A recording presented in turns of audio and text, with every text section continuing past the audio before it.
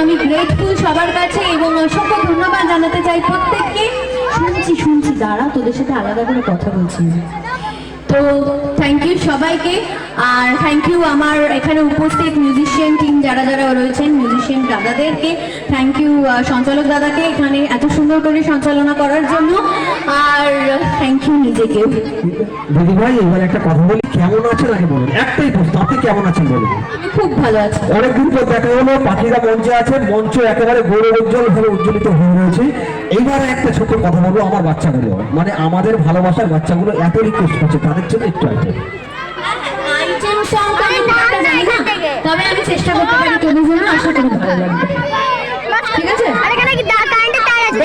চলো ওদের জন্য